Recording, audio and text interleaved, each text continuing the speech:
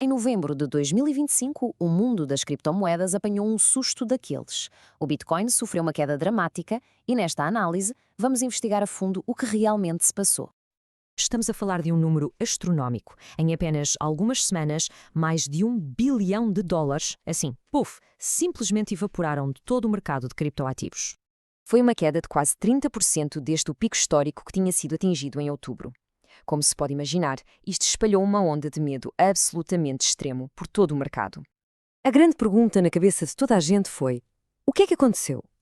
Pois bem, vamos mergulhar nesta investigação para tentar juntar as peças deste puzzle e perceber as forças que estiveram em jogo. A nossa investigação começa pelo panorama geral, pelo quadro completo.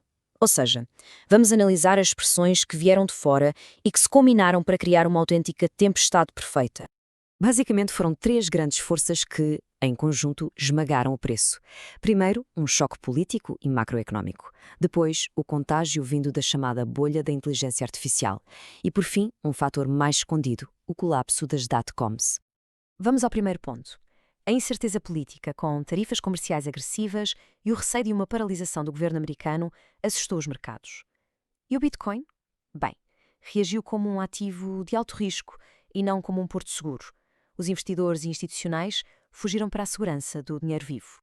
E isto leva-nos direitinhos ao segundo ponto, é que o mercado não está de todo a tratar o Bitcoin como ouro digital. Pelo contrário, está a negociá-lo quase em sintonia com ações de tecnologia como a Nvidia. E o resultado é óbvio: quando a bolha da IA treme, as criptomoedas caem por arrasto.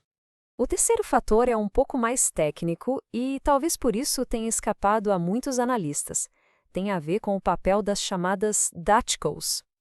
O que é que aconteceu? Quando o mercado começou a cair, estas empresas que tinham dívidas para comprar Bitcoin enfrentaram chamadas de margem. Foram basicamente obrigadas a vender as suas posições, o que criou uma espiral descendente e uma pressão de venda brutal que, atenção, não vinha dos pequenos investidores. Mas esta tempestade externa foi só metade da história. Para perceber o colapso na sua totalidade, temos mesmo de olhar para dentro do próprio mercado, porque, ao mesmo tempo, estava a acontecer uma espécie de conflito interno. Vamos então pôr isso sob o nosso microscópio.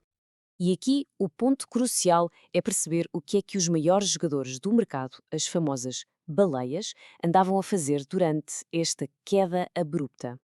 E o que se descobriu é absolutamente fascinante. É que não havia uma resposta única. Estava a decorrer uma verdadeira guerra civil. As velhas baleias estavam a vender para realizar lucros gigantescos. As novas baleias, como os ETFs, vendiam por medo, porque tinham comprado perto do topo. E depois tínhamos os tubarões, que olharam para isto e viram uma oportunidade de compra. Este conflito de interesses criou sinais muito contraditórios no mercado. Por um lado, os detentores de longo prazo a distribuírem as suas moedas. Por outro, os fundos de cobertura mais ágeis a acumularem agressivamente. Então, o que é que liga a tempestade externa à guerra interna das baleias? Bem, há um fator que unifica tudo. A verdadeira arma secreta por trás da violência desta queda. E essa arma foi a alavancagem. O dano real foi massivamente amplificado pelo dinheiro emprestado que existia no sistema. Quando o mercado cai, estas posições alavancadas são forçadas a fechar, o que acelera ainda mais a queda. Foi uma purga, dolorosa, sem dúvida, mas talvez necessária para limpar o sistema.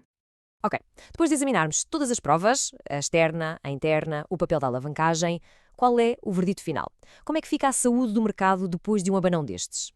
À primeira vista, a situação parece bastante sombria. Os sinais negativos acumulam-se. A forte pressão de compra que vimos nos anos anteriores parece ter desaparecido. A sensação geral é que o mercado continua a sangrar lentamente. Mas, no meio de todo este medo e pessimismo, a nossa investigação detectou um sinal. Um único, mas muito poderoso sinal de esperança, vindo diretamente da análise on-chain da blockchain. E isto deixa-nos com a questão final e mais provocadora. Será que a acumulação por parte dos tubarões significa que o mercado já limpou os excessos e o pior já passou? Ou, pelo contrário, será que este sangramento lento está apenas a começar? Fica a pergunta no ar.